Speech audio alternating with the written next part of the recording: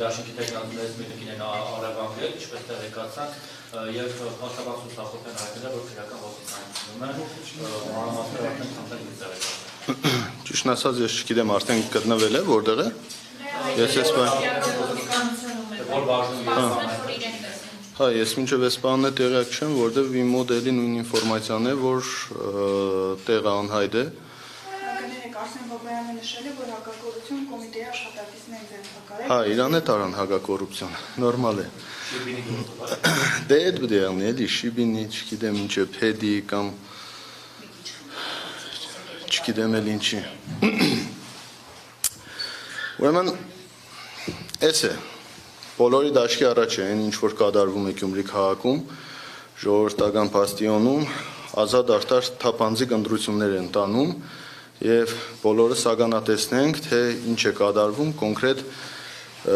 այս ամեն ինչը արվում է մեծամասամբ մեր դեմ, տարբեր տեսակի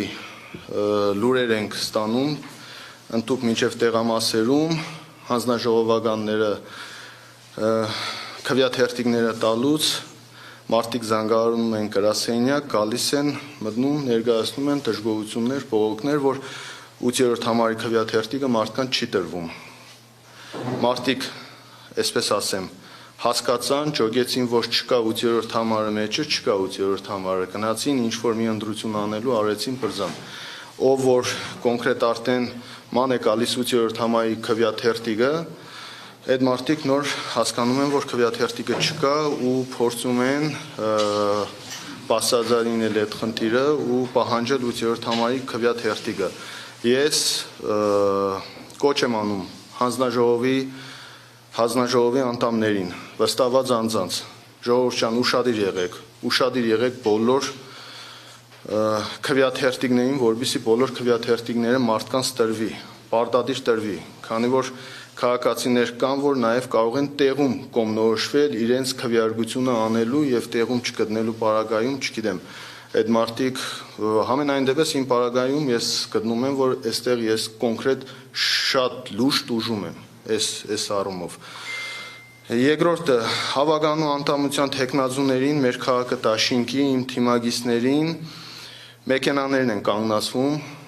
կամ վարորդներով կամ առանց վարորդների մեքենաները տարվում է, չգիտեմ ուր են տանում, ամենայն դեպս մեզ համար անհայտ ուղղությամբ մեքենաները տարվում է։ Արհեստական կոնֆլիկտային վիճակ է ստեղծվում մեր աջակիցների հետ, լարված իրավիճակ է։ Մենք ամբողջ ընտրական պրոցեսները թողել ենք,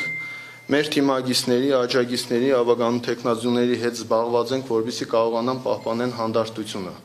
Հանգիստ լինեն, պրովոկացիաների չկնան, քանի որ դուք տեսնում եք ամեն րոպե արդեն քանի օր է, այո, միարտի վրա են խաղում, փորձում են, որ այսքան բան արեցին, չեն կարող հունից հանել, չեն կարող հավասարակշռությունից հանել, որպեսզի լուրջ սխալ թույլ տանք, բացթողում անենք, որով կարողանան հիմք ունենան, ես հասկանում եմ, ամեն ինչ անում են, իշքան հասկանում եմ, հիմքեր ստեղծեն, որպեսզի կարողանան իմ տեխնազության հարցը վիճարկեն, որպեսզի կարողանան այնպիսի իրավիճակ ստեղծեն, որ արդյունքները ժամը 8-ից հետո հրապարակելուց հետո իրենք անելիք կամ ասելիք ունենան։ Մենք պահպանելու ենք հանգստությունը, սա ինձ համար նոր կարգավիճակ չէ, ընտրություններին նմանատիպ բաների միջով անցնելը ես սովոր եմ,